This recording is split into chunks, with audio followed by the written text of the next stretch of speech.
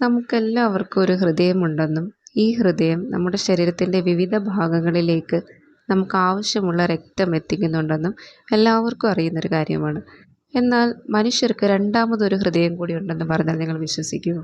അതെ, നമുക്ക് രണ്ടാമതൊരു ഹൃദയം കൂടിയുണ്ട്. Welcome back. പുതിയൊരു വീഡിയോയിലേക്ക് പോകാം. മനുഷ്യരിലെ സെക്കൻഡ് ഹാർട്ടിനെ കുറിച്ച് കൂടുതൽ അറിയാം. നമ്മുടെ ഹൃദയം ശരിക്കും എന്താണ് ചെയ്യുന്നത്? നമ്മുടെ ശരീരത്തിൻ്റെ വിവിധ ഭാഗങ്ങളിലേക്ക് ആവശ്യമായിട്ടുള്ള രക്തം പമ്പ് ചെയ്ത് എത്തിക്കുക എന്നുള്ളതാണ് ഹൃദയവും അതിനോട് ചേർന്ന് വരുന്ന രക്തക്കുഴലുകളും കൂടി ചേർന്ന് ചെയ്യുന്നത്.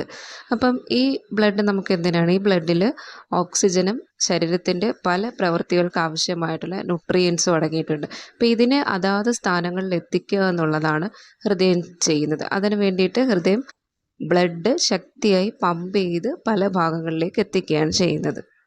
ഈ ഓക്സിജനേറ്റഡ് ആയിട്ടുള്ള രക്തം ബ്രെയിൻ തുടങ്ങി നമ്മുടെ ശരീരത്തിലെ എല്ലാ വൈറ്റൽ ഓർഗൻസിനും അതിൻ്റെ കൃത്യമായ പ്രവർത്തനത്തിന് വളരെ അത്യാവശ്യമായിട്ടുള്ള കാര്യമാണ്. അപ്പോൾ നമ്മുടെ ഓർഗൻസിലേക്ക് ഈ ബ്ലഡ് റിസീവ് ചെയ്ത് കഴിഞ്ഞാൽ അതിൽ നിന്നുള്ള ഓക്സിജൻ ന്യൂട്രിയൻസ് അവർ സ്വീകരിച്ചിട്ട് ഓക്സിജനേറ്റഡ് ആയിട്ടുള്ള ബ്ലഡ്, അതായത് ഓക്സിജൻ ഇല്ലാത്ത രക്തത്തിന് തിരിച്ച് ഹൃദയത്തിലേക്ക് വിടുകയാണ് ചെയ്യുന്നത്. അതായത് തിരിച്ച് ലങ്സിലെത്തും. ലങ്സിൽ നിന്ന് അത് വീണ്ടും പ്യൂരിഫൈ ചെയ്തതിന് ശേഷം ഹൃദയത്തിലേക്ക് എത്തും. ഹൃദയത്തിൽ നിന്ന് വീണ്ടും അത് പമ്പ് ചെയ്ത് ശരീരത്തിൻ്റെ വിവിധ ഭാഗങ്ങളിൽ എത്തിക്കും. അപ്പോൾ ഇതൊരു രക്തചംക്രമണ വ്യവസ്ഥ എന്നാണ് പറയുന്നത്. ഇങ്ങനെ സർക്കുലേറ്റ് ചെയ്തുകൊണ്ടിരിക്കും. ഓക്സിജനേറ്റഡ് ബ്ലഡ് വിവിധ ഭാഗങ്ങളിലെത്തും. അവിടുന്ന് ഓക്സിജനേറ്റഡ് ബ്ലഡിനെ കളക്ട് ചെയ്ത് തിരിച്ച് ഹൃദയത്തിലെത്തിച്ച് അത് പ്യൂരിഫൈ ചെയ്ത് വീണ്ടും നമ്മുടെ ശരീരത്തിലേക്ക് എത്തിക്കും. ഇങ്ങനെ ഒരു സർക്കുലേഷനായിട്ടാണ് ഈ പ്രവൃത്തി നടക്കുന്നത്. അപ്പോൾ ഇങ്ങനെ ബ്ലഡ് തിരിച്ചു കൊണ്ടുപോകുന്ന ആ ഒരു പ്രവൃത്തിയെ ഹെൽപ്പ് ചെയ്യുന്നതിന് വേണ്ടിയിട്ടാണ് നമ്മുടെ ശരീരം ഒരു സെക്കൻഡ് ഹാർട്ടിനെ സെറ്റ് ചെയ്ത് നിർത്തിയിട്ടുള്ളത്. അപ്പം ഈ സെക്കൻഡ് ഹാർട്ട് ഒരു ഓർഗൻ എന്ന് പറയാൻ പറ്റില്ല, ശരിക്കും ഒരു മസിലാണ്. നമ്മുടെ കാലുകളിലെ ബാക്ക് സൈഡിലായിട്ട് കാണുന്ന കാഫ് മസിൽ എന്ന് പറയുമ്പോൾ ശരിക്കും ഗ്യാസ്ട്രോണീമിയസ് സോളിയസ് എന്ന് പറയുന്ന മസിലുകളെയാണ് നമ്മൾ കാഫ് മസിൽ എന്ന് പറയുന്നത്. കാലിൻ്റെ ബാക്ക് സൈഡിലായിട്ടായിരിക്കും കാണുന്നത്. കാഫ് മസിലൊക്കെ ഒരുപാട് കേട്ടിട്ടുണ്ടായിരിക്കും. ഈ കോച്ചിപ്പിടുത്തം അല്ലെങ്കിൽ ജിമ്മിൽ വർക്കൗട്ട് ചെയ്യുന്നവർ, സ്പോർട്സുമായിട്ട് റിലേറ്റ് ചെയ്തവരൊക്കെ ഈ മസിലിനെ പറ്റി ഒരുപാട് കേട്ടിട്ടുണ്ടായിരിക്കും. പക്ഷേ ഇതിന് ഇങ്ങനൊരു പേരുണ്ടെന്നുള്ളത് ശ്രദ്ധിച്ചിട്ടുണ്ടായിരിക്കില്ല. അപ്പോൾ ഈ കാഫ് മസിലിനെ നമ്മുടെ ശരീരത്തിൻ്റെ സെക്കൻഡ് ഹാർട്ട് എന്നാണ് പറയുന്നത്. ഇനി എന്തുകൊണ്ടാണ് ഇതിന് സെക്കൻഡ് ഹാർട്ട് എന്ന് പറയുന്നതെന്ന് നോക്കാം. അതായത് തിരിച്ച് ബ്ലഡ് ഹൃദയത്തിലേക്ക് എത്തിക്കുന്നത് നമ്മൾ വെയിനുകൾ എന്ന് വിളിക്കുന്ന രക്തക്കുഴലുകൾ വഴിയാണ്. അത് ഹൃദയത്തിൽ നിന്ന് കൊണ്ടുവരുന്നത് ആർട്ടറീസ് അല്ലെങ്കിൽ ധമനികൾ എന്ന് പറയും. തിരിച്ച് ഹൃദയത്തിലേക്ക് കൊണ്ടുപോകുന്നത് സിരകൾ അല്ലെങ്കിൽ വെയിനുകൾ എന്ന് പറയും.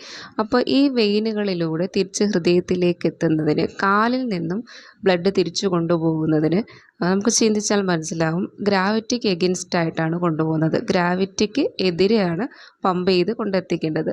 അപ്പം അത്രയും ശക്തിയായി പുഷ് ചെയ്തെങ്കിൽ മാത്രമേ ഈ കാലുകളിൽ നിന്നും സിരകളിലൂടെ ബ്ലഡ് തിരിച്ച് ഹൃദയത്തിലേക്ക് എത്തുകയുള്ളൂ.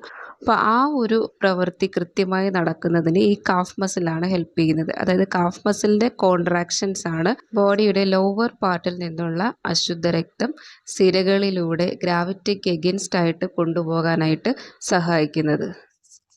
അപ്പോൾ ഇതിങ്ങനെ ഗ്രാവിറ്റിക്ക് ഓപ്പോസിറ്റ് ആയിട്ട് കൊണ്ടുപോകണമെന്നുണ്ടെങ്കിൽ നല്ലൊരു എഫേർട്ട് എടുത്തെങ്കിൽ മാത്രമേ ഇതിനെ തിരിച്ചു കൊണ്ടുപോകാൻ സാധിക്കുകയുള്ളൂ. അപ്പോൾ ഒരു തരത്തിൽ പറഞ്ഞാൽ ഹാർട്ട് പമ്പ് ചെയ്യുന്നതിനേക്കാളും ഒന്നുകൂടി ശക്തിയിൽ പുഷ് ചെയ്തെങ്കിൽ മാത്രമേ ഇത് തിരിച്ച് ഹാർട്ടിലേക്ക് എത്തിക്കാനായിട്ട് സഹായിക്കുകയുള്ളൂ. അതുകൊണ്ട് തന്നെയാണ് കാഫ് മസിൽസിനെ ബോഡിയുടെ സെക്കൻഡ് ഹാർട്ട് എന്ന് വിളിക്കുന്നത്. അപ്പോൾ നമ്മുടെ ശരീരത്തിൽ ഈ കാഫ് മസിലിൻ്റെ ഒരു പ്രാധാന്യം മനസ്സിലായി കാണുമല്ലോ. അതായത് നമ്മളൊരു സെക്കൻഡ് ഹാർട്ട് എന്ന് വിളിക്കണമെങ്കിൽ ഈ മസിൽ നമ്മുടെ ശരീരത്തിൽ അത്രമാത്രം പ്രധാനപ്പെട്ടതാണെന്ന് നമ്മൾ മനസ്സിലാക്കേണ്ടതുണ്ട്. അപ്പം കാഫ് മസിലിൻ്റെ കൃത്യമായ കോൺട്രാക്ഷൻസ് ബോഡിക്ക് എത്രത്തോളം ഇമ്പോർട്ടൻ്റ് ആണ് എന്ന് നമ്മൾ മനസ്സിലാക്കണം. അപ്പോൾ ഈ കോൺട്രാക്ഷൻസ് കീപ്പ് ചെയ്യുന്നതിന് വേണ്ടിയിട്ട് നമ്മൾ മൂവ് ചെയ്യുക എന്നുള്ളതാണ് ഏറ്റവും പ്രധാനം.